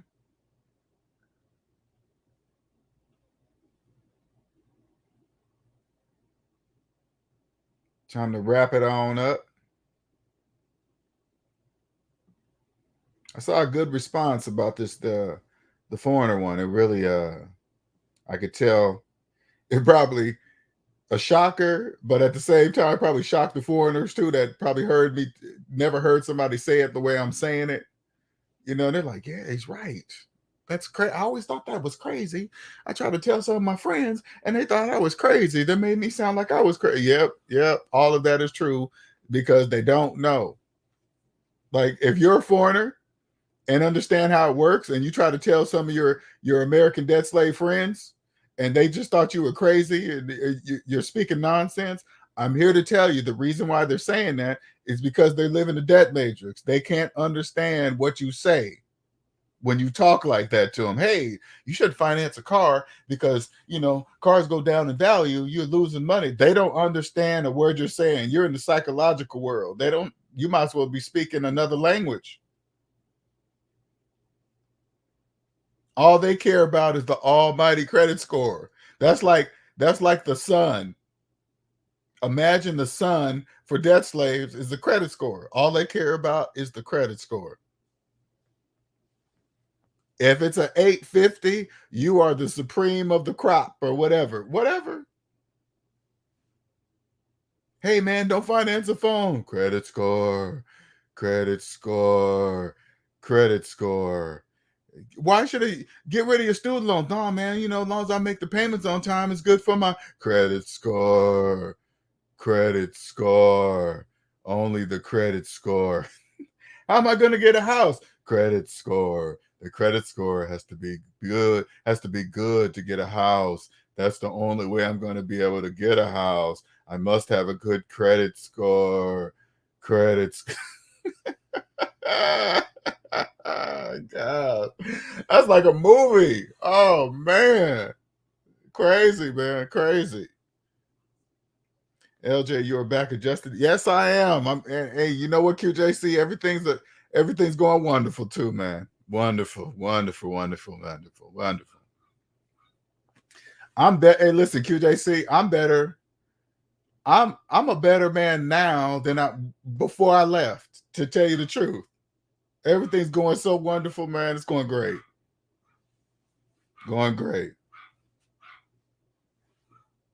Man. It's been wonderful, man. I listen, I'm gonna always look at South Carolina as my cocoon, right? The experience, a lot of people don't really understand that. If you've never been through narcissistic abuse, that experience has made me who I am today. It was a wonderful place to be in a cocoon because it was a beautiful, always sunny, everything, you know, but in order for me to have learned what I needed to learn, I had to go through it. I'm going to be able to help so many people, millions of people, who are in it, help people avoid it, what to look for, because this is what I believe. And many people can disagree, and this is just my opinion, okay? And when I talk about a narcissist, I'm talking about the type of narcissist that you are in a relationship with, okay? Narcissists don't know they're narcissists because in order for a person to know they're a narcissist, it takes self-reflection, self-accountability, which narcissists have not. They don't have any of that. They absolutely do not, absolutely refuse. So that means it doesn't exist. So guess what? That means they also don't know that they're narcissists because they can't know, because it takes self-reflection. But being in a relationship and then actually experience it, I can see them now. I can hear when they speak. I can hear what they say. I can watch what they do. Because I had the blessing of having the worst kind there is, a malignant, covert narcissist, physically violent, serial cheater, dirty, wanted to own everything, disrespectful. I mean, everything you can think of. And I escaped. There are millions of people that are in it that don't know they're in it, because I never experienced. The only reason why I got caught up in that, because I did not know those type of people existed. I did not know that until it was making me sick. My body was breaking down on me, because what you guys don't know, when you're tied in with a person like that, it's called a trauma bond. That is a physical addiction created within the body. No outside sources needed, none of it. It's a physical addiction. And in order for me to escape, I had to go no contact and just separate myself from that person. Escaped, and now I have a new superpower. I can identify them, and I'm going to help millions of other people so they don't have to experience it, but they can identify them. Dave Ramsey always yells at people to go out and rent, even when the individual doesn't need to. Then I realize he is a landlord, so that's business. That's all business, for sure. Narcissists are immune to self-reflection. Are you kidding me? They are immune. They do not have the ability to self-reflect. LJ, now why did you start the talk on narcissism? I know, right? I know. Because I'm ready for it. You know what, Randy Woman? I'm prepared and I'm ready for the new channel. I am, because put it this way, for the SMD family, let me tell you how I could see how it's going to work. The missing piece for me to connect with millions of people is the Sixth Sense channel, because narcissists are everywhere. They're everybody. Okay. Once you understand that, now once they come and find my channel is going to be unique, because I'm going to use the psychological part that I know of with SMD. I'm going to bring it over here and use it the same way, because I just like here for the SMD family, so you guys can understand. Just like debt slaves do not know that they're debt slaves. You guys understand that part, right? We all know that the majority of debt slaves do not know that they're debt slaves. What would that take for them to know that they're debt slaves? Self-accountability, to help to realize they are in debt. The same thing goes for narcissists. Narcissists do not know that they're narcissists because they don't have the ability to self-reflection. So when you hear other channels talking about, well, the narcissist plan this and that, and yeah, that's probably true, but remember, they're narcissists. When you know what narcissists do, nothing they do will shock you. If they're physical, that's a narcissist. They think they can put their hands on you. That's got to be. Listen, if somebody in your listen, if you're in a relationship and they believe in their mind they have the physical right to put their hands on you, that's automatically by default a narcissist. Nobody besides being against the law, nobody in the world has the right to put their hands on another person. Oh, you think everybody that puts their hands on another person? Absolutely.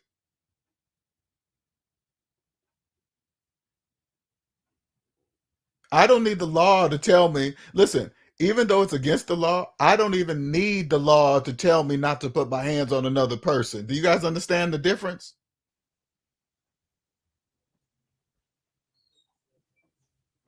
If I'm with a woman, she doesn't have to worry about me hitting her.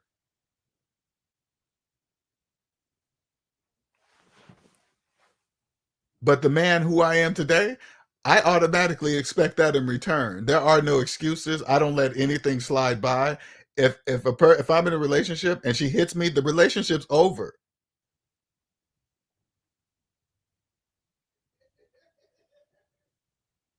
Here, I'm gonna give you guys a piece of advice for the people that are you young people out there dating. Okay, you guys are dating. You guys are getting out. You guys are the target. Narcissists cannot. They barely can hold the facade 3 to 6 months.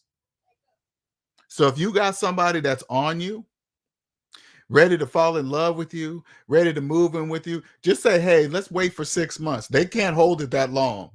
So if it's called this is called the love bomb stage. Usually, if you hold them off and say, "Nah, we're not going to move into each other. We're not going to do this together. We're not going to try. We're going to wait about 6 months." They usually can't hang in there that long, and then you're going to see the mask slip. That'll if you hold them off for like 6 months, you'll eliminate like probably 80% of narcissists. They have to have supply. They have to.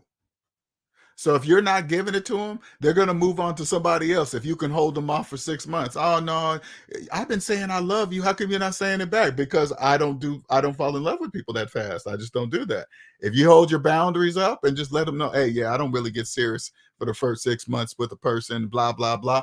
They usually won't be able to hold it that long, and then they'll lose interest in you and move on to the next victim.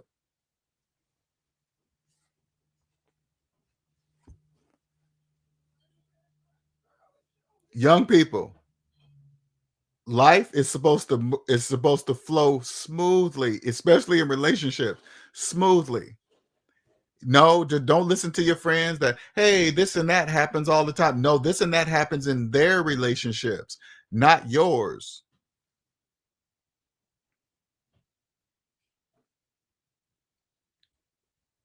The universe always tells you. You know how the universe talks to you in relationships? I'm gonna give you an example, young people, how the universe talks to you in your relationship.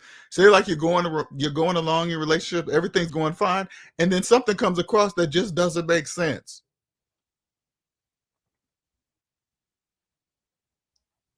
Wow, they don't something at work, they take longer than something doesn't make sense. You always stop and say, why doesn't that make sense? You got to figure that out. Those are signs. At that point, you can choose to ignore why that doesn't make sense, or you can stop and say, I better figure out and make that make sense. Oh, that's all you have to do. Do not ignore the things that do not make sense. Those are clues.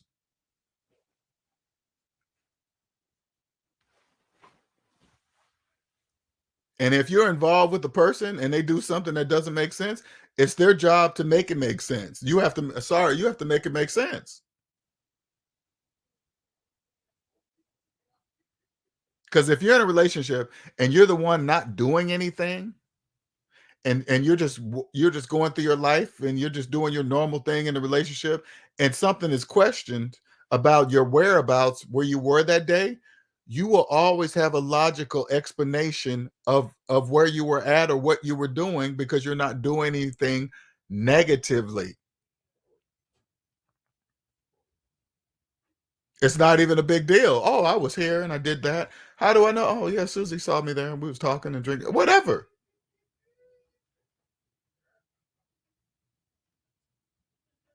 The people that are doing negative things, they usually don't have logical reasons of doing for something to make sense.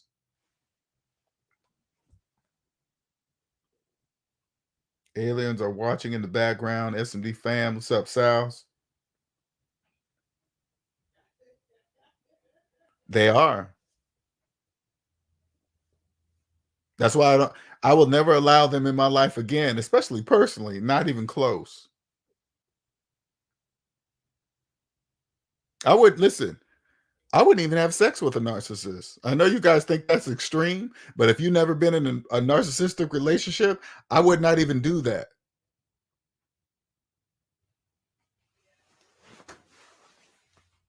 I would never want a narcissist to think that we were going to be more than anything. We're not going to be nothing. Sex confuses things for a lot of people. It really does. Narcissists, they use sex because it's one of the most powerful tools in the world.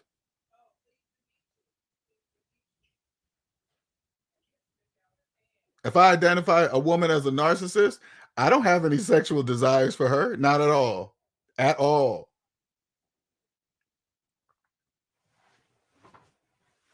Young men hear a man like me and they think, "Oh man, he's just saying that because he's in his 50s." Nah, you better stop thinking that.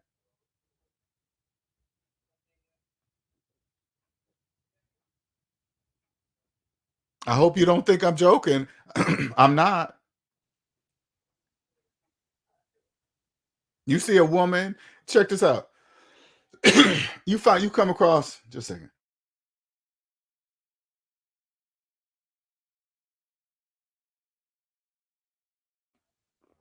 You come across a woman and you discover that she's in debt and she's a narcissist, and you still think you'll have sex with her, and you know you did what it take to, and you know you're debt free. You did what it take to be debt free. You understand what a narcissist is. I promise you, you wouldn't, because you have. Listen, people don't really understand. I'm not really gonna get too deep into it, but people really don't understand that their whole life is a lie. You have no idea what they're doing in their life. Never have a clue. You won't. It could put you in danger.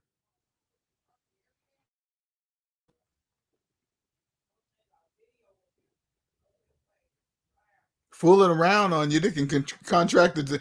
Now, listen, and I'm gonna leave it on this one. Okay, this is for the ones that I'm gonna tell you. You're probably in a really, really deep trauma bond.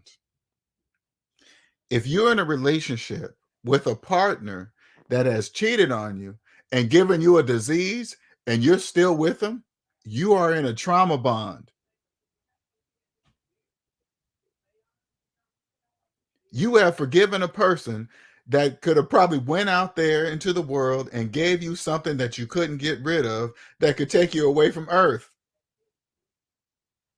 and you're still with them. That's called the trauma bond. Now listen, you're not stupid. Now normally when it gets that bad, you're too embarrassed to tell anybody, because say like this, say like you're with somebody and you love and you've been with for years, you got kids, and they fooled around on you, and not only did they fool around on you, they gave you a disease. Now and you stayed with them. Now you're at a point to where that's so degrading you can't even tell your closest friends. Now what you don't understand is that you're trapped. Now you trapped yourself in what's called a trauma bond. What is a trauma bond? When you accept things that you know are wrong,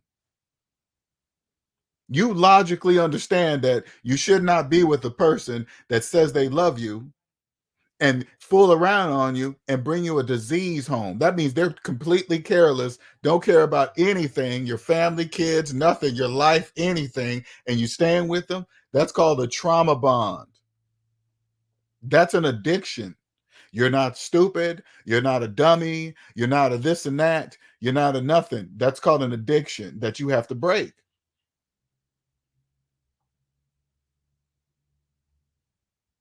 It's to the point to where you can't talk to your friends about it, and you think you're alone. Millions of people are in your same situation that are with people that fool around on them and give them diseases and tell them they love them at the same time.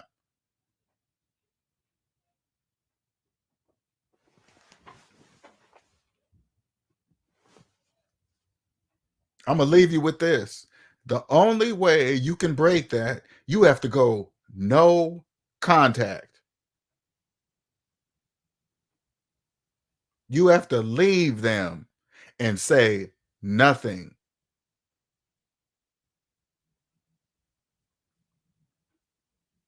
These people are sick individuals that need professional help, and the only ones that can help them is themselves. But they have to first recognize that they have a problem.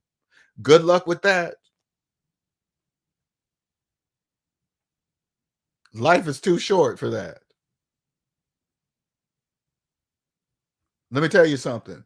That will never, ever, ever happen again in my life. ever. Why? Because I can see them.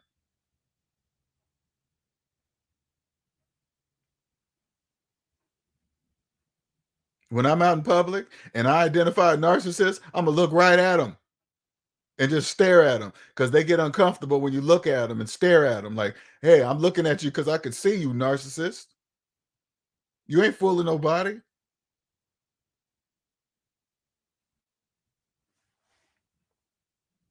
Don't let the gray beard fool you.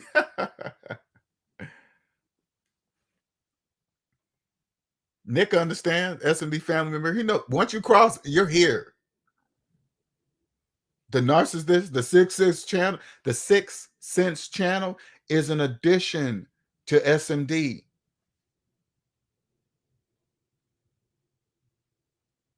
The Sixth Sense channel is going to bring more recognition to SMD.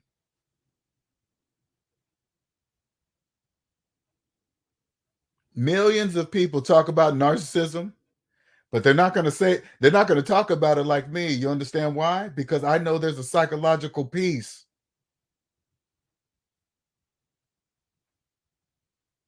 Everything I do is different than millions of people.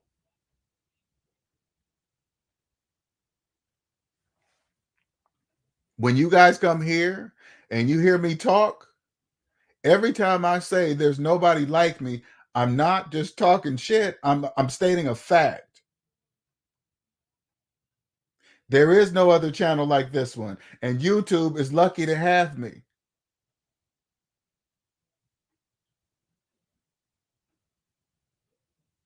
Not even YouTube knows yet.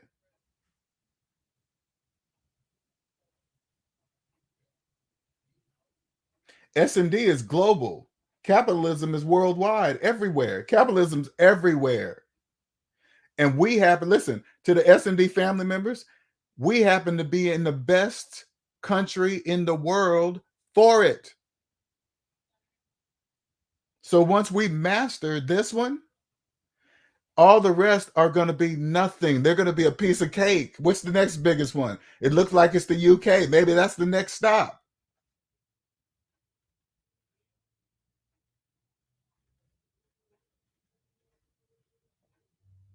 Everybody's looking on maps. Well, which country has the highest GDP and this and that? Nah, man, which country has the best stock of dead slaves?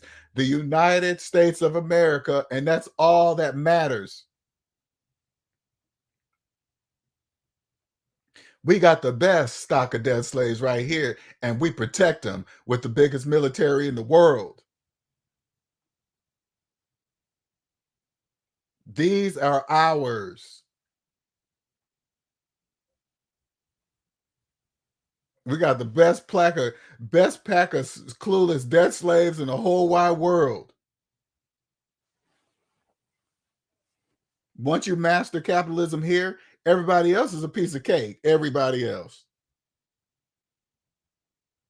S&D family members, we don't just stop we don't stop here. It's everywhere. If you're in the UK and you're listening to this, it's the same thing. It's the same way there too.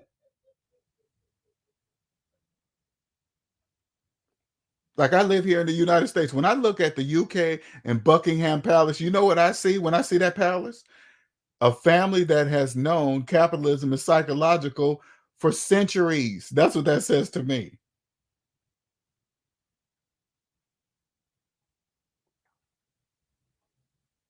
There are rooms in there that the majority of people that will never ever see in their entire lives.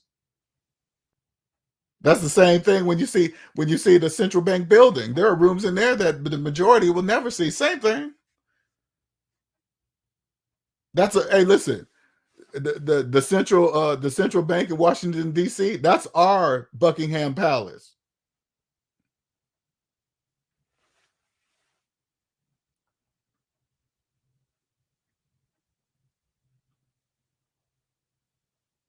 Thank you, sir. The U.S. has the best stock of dead slaves, and we right here in the Coliseum with our drinks and popcorn. Yes, we are.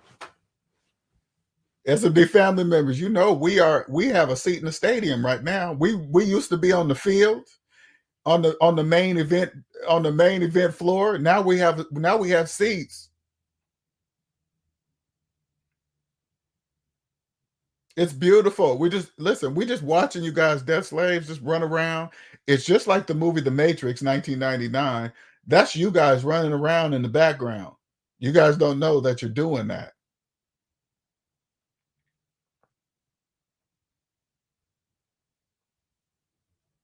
Holidays coming, man, just like shooting fish in a barrel.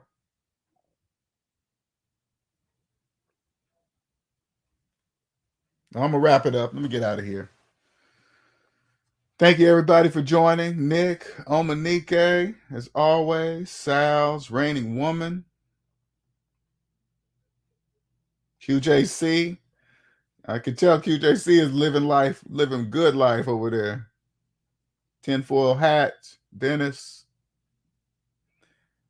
Luzon 3. All right. We are out of here. Later.